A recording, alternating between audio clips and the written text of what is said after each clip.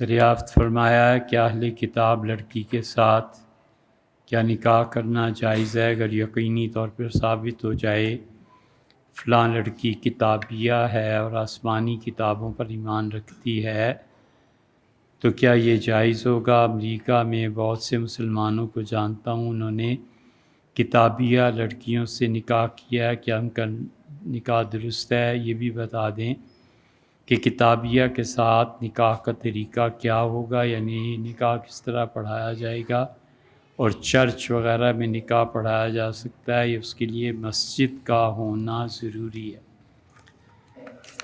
جناب سیف اللہ صاحب، بات یہ ہے کہ کتابی عورت کے ساتھ نکاح درست ہے۔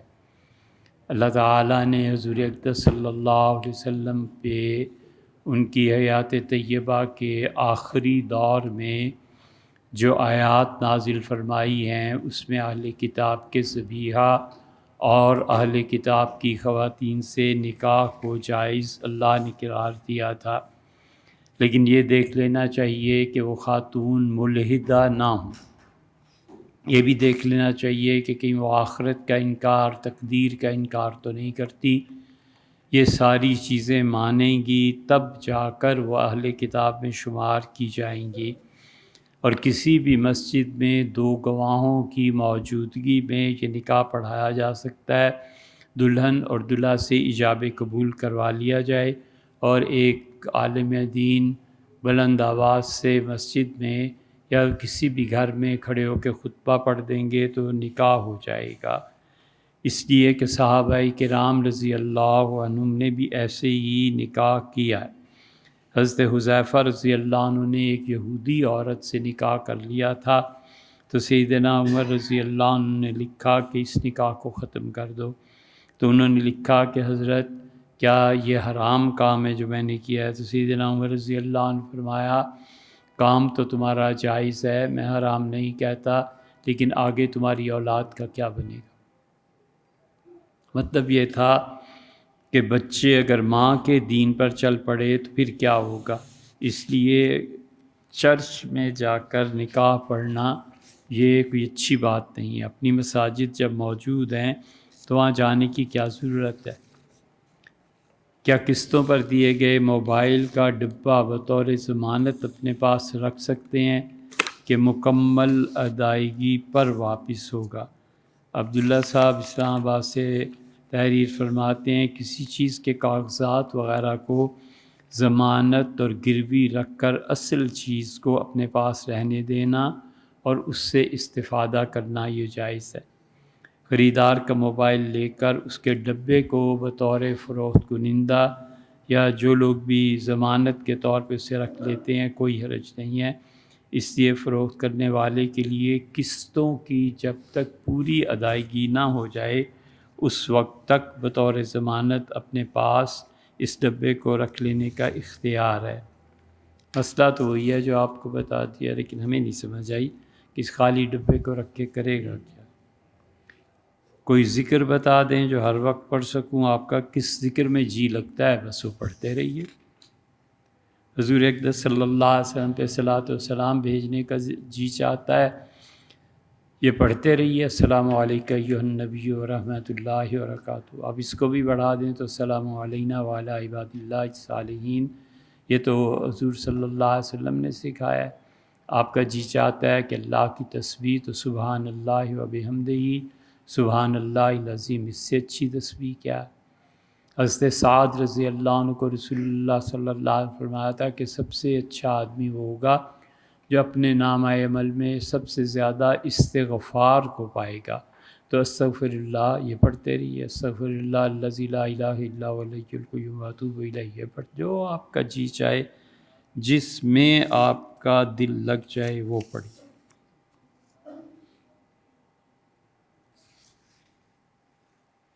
You said in your speech that before being Muslims we are human beings,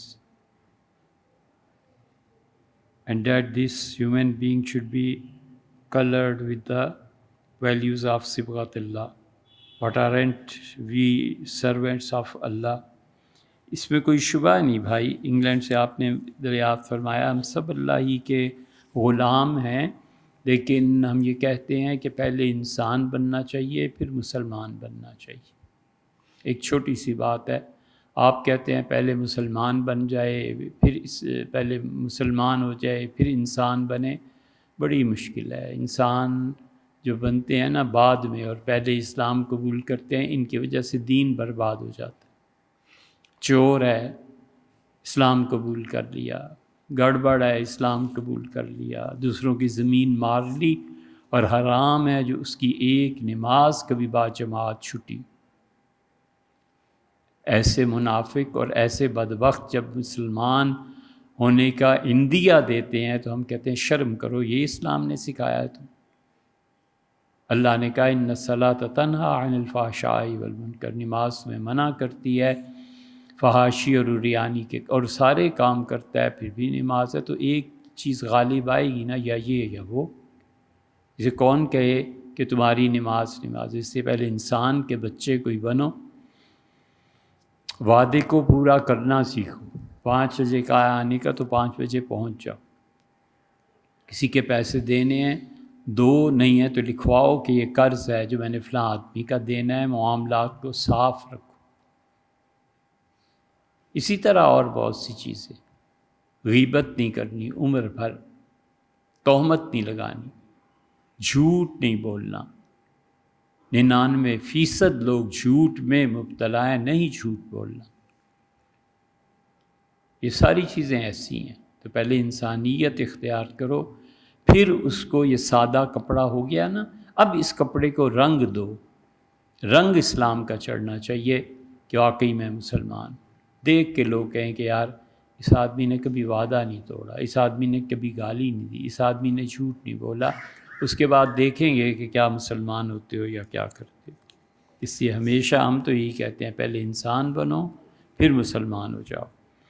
جوتوں کا کام کرتا ہوں، ایک وقت دکان موجود ہے، دوسری دکان بنانے کا ارادہ کیا تو بہن نے کاروبار میں پیسے لگانے کی خواہش ظاہر کی، میں نے بھی آمادگی ظاہر کر دی، دوسری دکان کا کام شروع کر دیا، کام 1 ماہ میں مکمل ہو گیا۔ یہ میں مختصر اس کو کر رہا ہوں جی۔ جس دن افتتاح تھا بہن نے مبلغ کچھ رقم آپ نے لکھی نہیں، 000800، یہ کیا ہو گیا؟ 80 لاکھ، پتہ نہیں، فگر سے نہیں شروع ہو رہا، 00 اتنے روپے دیے، آپس میں کوئی شرط طے نہیں کی، اور کاروبار میں کمپنیاں ادھار پر سامان دیتی رہیں۔ جب انہوں نے پیسے نہیں دیے تھے تو میں نے کمپنیوں سے ادھار لے کے جتنا میں کر سکتا کر لیا۔ ہم نے دکان میں مزید مال ڈال دیا، اور ڈیکوریشن، پگڑی، مال، جوتوں کی مد میں ادھار کی اتنی رقم تھی، کاروبار شروع میں نہیں چلا، میں اپنی پرانی دکان کی آمدن سے کمپنیوں کو ادھار پے کرتا رہا۔ اب ہم اپنے نفع نقصان میں شراکت داری کر رہے ہیں، تفصیل سے دونوں کا طے فرما دیں کہ ہم اسے شرعی طریقے پہ چلا سکیں۔ عبداللہ صاحب اسلام آباد۔ دیکھیں بھئی، بہن نے جو مال آپ کو دیا ہے اور پیسہ دیا ہے وہ دکان کی تیاری کے بعد افتتاح کے موقع پر دیا ہے۔ وہ رقم جو تھی بظاہر اس پورے کاروبار، 2 دکانیں اور ان میں جو کچھ تھا، اس کے مالک آپ ہیں۔ اب بہن نے جو رقم دی تھی وہ مضاربت کہلائی نا، تو شرعاً آپ پہ ضروری تھا کہ آپ اسی وقت ہمشیر سے کہتے کہ جو پیسے آپ دے رہی ہیں اس میں اتنے فیصد نفع میں آپ کو دوں۔ آپ نے نفع کا تعین ہی نہیں کیا اور پیسے لے لیے۔ اب جو سرمایہ آپ کو آئے گا، اس سرمایہ پہ جو نفع آئے گا، آپ کس حیثیت سے تقسیم کریں گے؟ آپ کہتے ہیں 20% بہن آپ کو دوں، بہن کہتی ہے نہیں مجھے 50 لینا ہے۔ تو شرعاً یہ معاملہ منعقد ہی نہیں ہوا۔ قاضی کے پاس جائیں تو اس بیع کو فسخ کر دے گا، اس معاہدے کو منسوخ کر دے گا۔ اس لیے ضروری ہے کہ سب سے پہلے تو آپ شرح فیصدی مقرر کریں کہ بہن آپ نے 8 لاکھ دیے، 10 دیے، اتنے دیے، جتنا بھی نفع ہوگا اس نفع میں اتنے فیصد آپ کا اور اتنے فیصد میرا ہے۔ تو یہ باہمی رضامندی ہو گئی نا، اور نقصان کو بھی طے کریں گے کہ بہن اس میں نقصان ہو گیا تو سرمایہ میں جو نقصان ہے وہ برداشت کریں گی اور میں اس نقصان کا ذمہ دار نہیں ہوں۔ پاکستان میں تو خاص طور پہ یہ کرنا چاہیے، اس لیے کہ اگر نفع نہ ملے نا تو مہینہ بھی نہیں ٹھہرتے، کہتے ہیں جی نفع نہیں مل رہا، پیسے میرے واپس دیں۔ اب وہ پیسے نکالے کہاں سے اور دے کہاں سے بیچارہ؟ اور اس سے بڑا عذاب یہ ہے کہ ہر دن نیا بھاؤ نکلتا ہے۔ چینی آج کل مسلسل گر رہی ہے۔ وہ وقت ہی چلے گئے جب ایک مرتبہ متعین کر دیتے تھے، تو اس ملک میں تو بزنس ہو بھی نہیں سکتا۔ 6 منزلہ مکان ہے، نچلی منزل میں نے مسجد کے لیے وقف کر دی ہے۔ اب مفتی صاحب سے سوال یہ ہے کہ اس مسجد میں 5 وقت کی نماز، جمعے کی نماز ادا کرنا، کیا یہ مسجد شرعی کہلائے گی؟ جمال احسانی لاہور۔ بھیا ہم تو اسے مسجد نہیں مانتے، یہ ہماری ذاتی رائے ہے۔ مفتی حضرات آپ کو اس میں اجازت بھی دیں گے اور کہیں گے اس زمانے میں ایسے ہی ہوتا ہے، لہٰذا اس لیے ہمیں تو یہ پتہ ہے کہ حضور صلی اللہ علیہ وسلم نے فرمایا کہ لوگوں جو زمین مسجد کے لیے دی جاتی ہے، جو پلاٹ مسجد کو دیا جاتا ہے، وہ 7ویں آسمان تک وہ سارا اللہ کی مسجد ہے، اور نیچے کھدائی ساری کی ساری فرمایا کہ 7 زمینوں میں وہ مسجد۔ یہ نہیں ہونا چاہیے کہ 10 منزلہ فلیٹ بنا لیے، 1 منزلہ مسجد قرار دی۔ آپ کے قرار دینے سے کیا ہوگا؟ وہ وقف ہے، اس وقف میں آپ کیسے تصرف کر سکیں گے؟ نتیجہ یہ نکلے گا کہ کل کو آنے والا اس کو توڑ کے کچھ اور بنانا چاہے گا، ہم کہیں گے جائز ہے، اس لیے کہ یہ شرعی مسجد ہی نہیں ہے۔ وہ جنہوں نے فتویٰ دیا کہ یہ مسجد ہے، وہ اس وقت آگے آئیں نا، پھر پتہ چلتا ہے۔ اس لیے کبھی ایسے کاموں میں پڑھنا ہی نہیں چاہیے۔ تو احسانی صاحب آپ اور مفتیوں سے پوچھ لیں، وہ اجازت بھی دے دیں گے، لیکن ہم خود اپنی ذاتی حیثیت سے جو کچھ اللہ کی توفیق سے تھوڑا بہت پڑھا، اس سے ہمیں اندازہ ہے کہ مسجد نہیں بنتی، اس میں اعتکاف بھی نہیں ہوتا۔ اسی طرح کل کو اس پلاٹ میں نیچے جہاں آپ نے مسجد، اگر کوئی واش رومز بنانا چاہے، ہم تو کہتے ہیں اجازت ہے، یہ مسجد ہی نہیں ہے شرعاً، تو اس کا کیا اعتبار؟ اس یہ مسجد بالکل الگ پلاٹ۔ اتنے لوگ جو 10 منزلیں 8 منزلیں اتنی منزلیں بنیں گی، ان سے نہیں کہا جا سکتا کہ کروڑ 2 کروڑ نکالو نا، ایک پلاٹ ایک کوئی مکان محلے میں لو، اس کو ہٹاؤ اور مسجد بناؤ۔ شروع تو کرو، مسجد کے لیے آخر کوئی نہ کوئی چندہ دے گا نا، اس میں لگاؤ، کیا ضرورت ہے ایسی چیزوں؟ رہن دینے کے بعد لیا گیا قرض اگر بڑھا کر یا گھٹا کر واپس کیا جائے تو اس کا کیا حکم ہے؟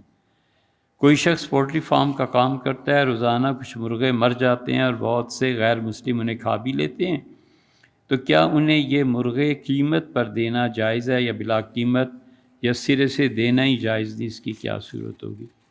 یہ جو دونوں چیزیں آپ نے 2 سوالات اناؤ انڈیا سے زین العابدین صاحب ارشاد فرمائے ہیں، قرض میں اضافہ یا کمی کرنا اگر جب معاہدہ ہو رہا تھا اس وقت عام معاشرے میں یہ نہیں پایا جاتا تھا، تو اب دونوں کی رضامندی سے یہ جائز، قرض کو کم کر لیں اور زیادہ جائز۔ حضور اکرم صلی اللہ علیہ وسلم نے اس کا جواز دیا ہے، اور وہ جواز یہ تھا کہ جب مدینہ منورہ سے یہودیوں کو نکالا گیا تو صحابہ کرام رضی اللہ عنہ کا اللہ کے رسول، یہودیوں نے تو ہمارا قرض دینا ہے، اور آپ نے حکم فرمایا ہے کہ یہ چھوڑ دیں، تمہاری تو رقم ڈوب جائے گی۔ آپ نے فرمایا کم کر دو اور وصول کر لو، مطلب یہودی نے 50,000 دینا ہے تو 30,000 لے لو، انہیں یہاں سے نکالو، کیونکہ مملکت کا نفع اس میں ہے، یہ زمینیں ان سے خالی کرانی۔ رہ گئی آپ کی مردہ مرغے کا مال، تو وہ مال ہی نہیں ہے، جب مر گیا تو وہ مال نہیں رہتا، اس کا بیچنا بھی جائز نہیں ہے، اور غیر مسلم جو ہیں ان کو کھلانا بھی جائز نہیں ہے، کیونکہ جس چیز کا خود کھانا جائز نہیں نا، وہ غیر مسلم کو بھی کھلانا جائز۔ شراب کا پینا خود ٹھیک نہیں، شراب نان مسلمز کو بھی مسلمان دے، یہ جائز نہیں ہے۔ 2-3 ہفتے قبل مولانا سجاد صاحب نے کہ ہمارے ادارے میں محاضرہ سن کر خوشی ہوئی، علم کلام، شیخ نے فرمایا کہ اللہ تعالیٰ ہر جگہ موجود ہیں بلا کیف، یہ اہل حق کا عقیدہ اور اہل سنت کا عقیدہ ہے۔ میرا اس مسئلے کا ذکر کچھ مغربی مراکشیوں سے ہوا جو اشعری عقیدے کے ہیں، بلکہ ان کے پاس عقیدہ اور کلام میں چند شیوخ کی اجازت بھی ہے۔ انہوں نے یہ عقیدہ کسی طرح جائز نہیں، اس سے حلول لازم آتا ہے جو کہ کفر ہے۔ انہوں نے کہا بلا کیف کہنے کا کوئی فائدہ نہیں، کیونکہ ذاتاً کہہ کر اچھا بھی یہ اچھا ہوا عمر صاحب آپ کا یہ سوال موصول ہوا، صرف بات اتنی سی ہے کہ ہمارے نزدیک بلا کم و کیف اللہ کا ہر جگہ پہ ماننا یہ جائز۔ ہم ماتریدیوں کا یہ عقیدہ ہے، جن بچوں سے نے آپ سے کہا ہے اور انہوں نے مشائخ کی کوئی سند کوئی چیز دکھا دی ہے، تو مشائخ اس طرح تنقیحات نہیں کرتے کہ وہ اجازت حدیث دینے میں، اجازت کسی اور چیز کی دینے میں بچوں کو بلا کر پوچھیں کہ اس بارے میں کیا ہے، اس بارے میں بہت لمبی باتیں ہو جاتی ہیں۔ وہ علی الاطلاق اجازت دیتے ہیں کہ اس وقت جتنے کمرے میں ہیں سب کو میری حدیث کی روایت کی جائے، اس وقت جتنے بچے پڑھ رہے ہیں بس میں سب کو اس شہر میں جو بھی آیا اس کو اس طرح کی اجازتیں ہوتی ہیں۔ ان اجازتوں کو عقیدے میں اعتبار کرنا اور پیش کرنا یہ درست نہیں ہوتا۔ دوسرے، ہم اللہ تعالیٰ کی اس بلا کم و کیف جو قرار دیتے ہیں یہ 3 جگہ پر کام آتی ہیں۔ ان بچوں سے پوچھنا چاہیے کہ ہمارے جو صوفیہ آخری مراقبہ تلقین فرماتے ہیں اس میں کہتے ہیں کہ اللہ تعالیٰ کے متعلق یہ تصور کرنا کہ اللہ میرے دل میں بلا کم و کیف ہے، یہ سب سلاسل کے صوفیہ اسی کے قائل رہے۔ حضرت مجدد شاہ ولی اللہ، شاہ عبدالعزیز رحمہم اللہ، کسی کو سمجھ ہی نہیں آئی کہ یہ حلول ہے۔ اے بھیا، موجود ہونا اور چیز ہے، وجود ہونا اور چیز۔ ضروری نہیں ہے کہ وجود موجود بھی ہوا کرے، اور ضروری یہ بھی نہیں ہے کہ جو موجود ہے وہ وجود بھی رکھے۔ فلسفے میں جو بحث ہے عرض کی اور ذات کی وہ نہیں پڑھی، لیکن یہ سوال آپ نے اتنا زبردست کیا ہے کہ اچھا انشاءاللہ اس کو رکھ لیتے ہیں۔ یہ بہت طویل ہے، وقت اتنا ہے نہیں عمر صاحب، انشاءاللہ اس پہ انشاءاللہ بات کریں گے۔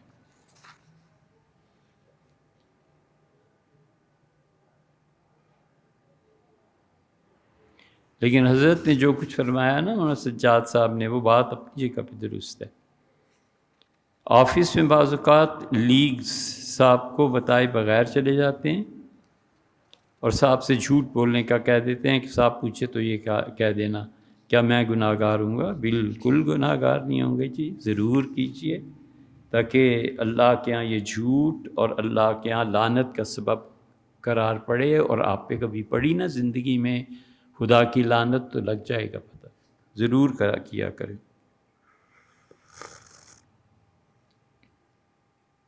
پاکستانی ہونے کے لیے تو ویسے بھی جھوٹ بولنا لازم ہے نا۔ اب بھلا بتاؤ، کوئی پوچھے تو کیسے کہا جاتا؟ 10 آدمی بیچاروں کا کام پھنسا ہوا ہے، آدمی ہے نہیں، کیا کرے وہ؟ اس کا وقت ضائع کرتے ہو۔ گناہ گار ہوں گا، سبحان اللہ، اس میں مطلب کوئی احتمال ہے کہ آپ کو اجر ملے گا؟ گنجائش نکالنے میں ہاں وہ نکل سکتی ہے، پر وہ علماء اور ہیں۔ اپنی تنہائی کو پاک کیسے بناؤں؟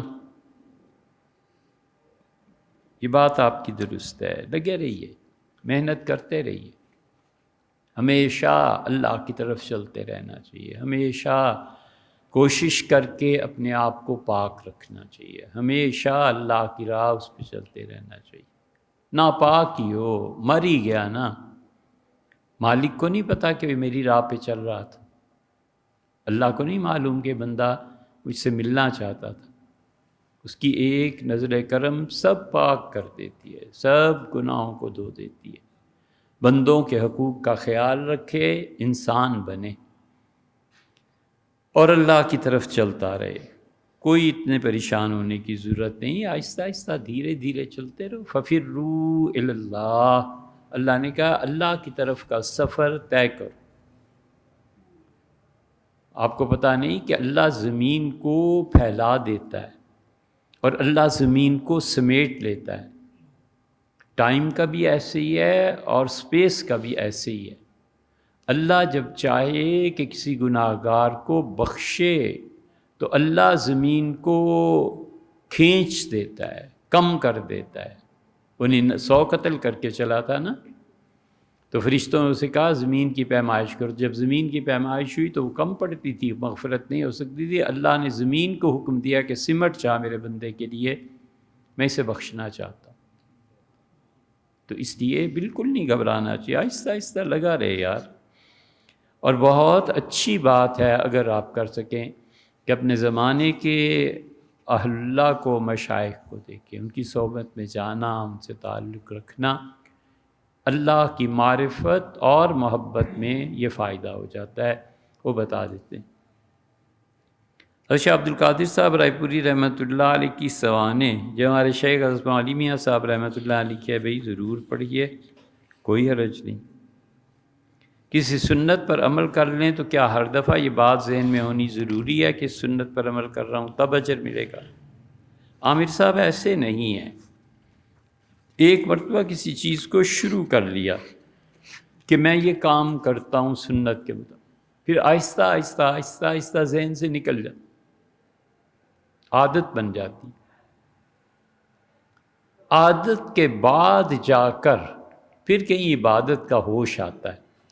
اس لیے جس درجے میں بھی کرے گا کام اللہ کے اجر ملے گا. مثلا ہمیشہ دایاں پاؤں پہننا ہے تو ایک آدمی نے شروع کر دیا، بچے کو سکھا دیا والدین نے کہ بیٹے جوتے پہنتے ہوئے پہلے دایاں پاؤں، اتارتے وقت الٹا پاؤں.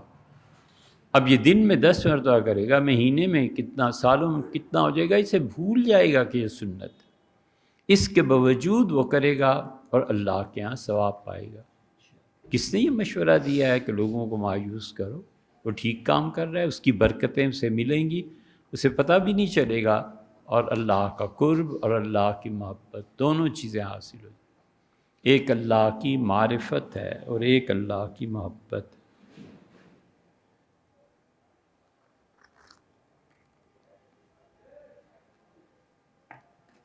ہمارے صوفیہ اللہ کی محبت اس کے متعلق کہتے ہیں کہ جو اللہ کی محبت کے ترازو میں چڑھ گیا نا، اب تول مشکل ہے.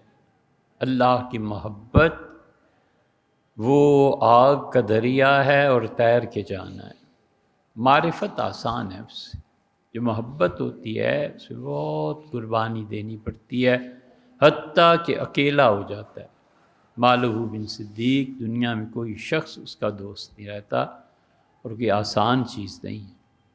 اسی لیے خدا نے کہا کہ یحبونہ، اللہ ان سے محبت کرتا ہے اور وہ اللہ سے محبت کرتا ہے. حضور صلی اللہ علیہ وسلم موسیٰ اشعری رضی اللہ عنہ کو دیکھ کے فرمایا یہ تم لوگ ہو جن کے بارے میں اللہ نے یہ آیت نازل کی، اس سے چلتا رہے.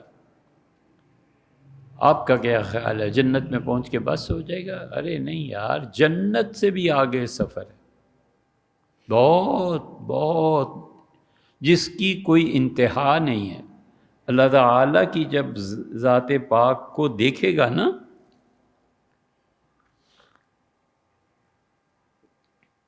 اس وقت سجدے میں گر جائے گا.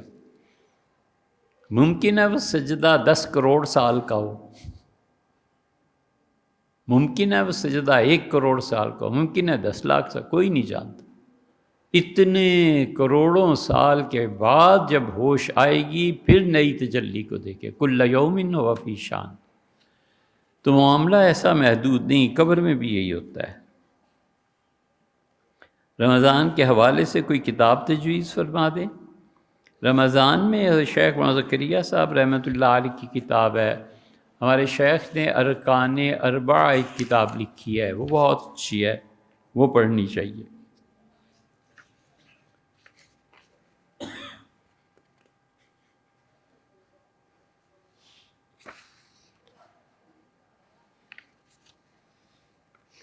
بیوہ عورت اور عمر 70 سال کے قریب ہے وغیرہ وغیرہ. لاہور سے سمینہ بیگم.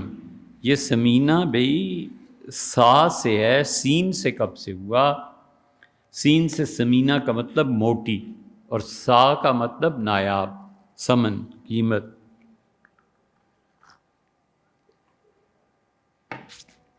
احمد صاحب نے دبئی سے سوال بھیجا ہے. احمد صاحب، آپ نے فرمایا تھا کہ میں بہت متکبر ہوں، تو پھر جائز ہوگا کہ میں فتوے کے لیے کچھ عرض کروں. پھر آپ نے فرمایا تھا کہ میں آئندہ تم سے سوال ہی نہیں پوچھوں گا، اب اتنا وقت کہاں سے لائیں؟ آپ کم سے کم اپنے کہے پہ تو قائم رہیے۔ دینی تاریخی یوٹیوب چینل چلاتا ہوں تاکہ عوام تک بات پہنچا سکوں۔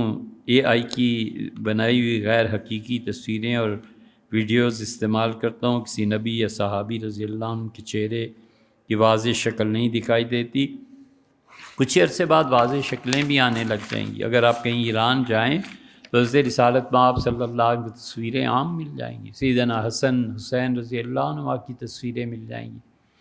یہودیوں کے انسائکلوپیڈیاز دیکھیں تو اللہ کی تصویر بھی مل جائے گی جہاں اللہ ہاتھی پہ بیٹھا ہوا ہے اور سونے کا لباس خدا نے پہنا، والیاذ باللہ یہ سب ہے۔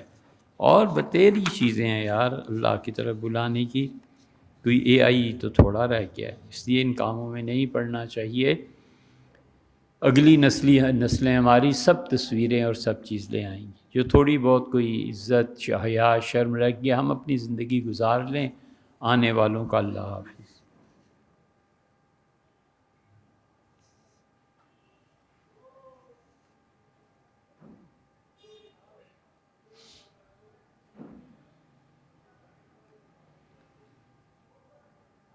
محمد رمیز خان ایبٹ آباد، مفتی صاحب السلام علیکم، hope you will be fine, my question is often our liberals claims that Allah Muhammad sallallahu alaihi wasallam Iqbal, may Allah bless him, is not a philosopher۔ اچھا، علامہ اقبال فلسفی نہیں تھے، انہوں نے دوسروں کے فلسفے سے استفادہ کیا۔ یہ اقبال کو جو اعتراض کرتے ہیں نا لبرلز، ان سے پوچھیں انہوں نے اقبال کو پڑھا کیا کیا؟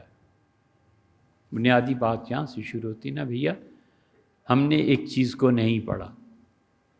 مثلاً ہربری تری تھے، بہت دانش مند تھے۔ آپ اقبال کا جاوید نامہ علامہ کا پڑھیں نا، تو انہوں نے غالب اور علامہ اقبال نے غالب اور میر تقی میر سے بھی بلند درجہ دیا ہے۔ وہ ہندوؤں کے بہت بڑے فلسفی تھے۔ ٹلہ جوگیاں میں لوگوں کی بیل گاڑیاں بھر کے جاتی تھی اور ٹلہ جوگیاں میں ہی ان کی تدفین ہوئی تھی، شاید ابھی بھی قبر ان کی موجود ہے۔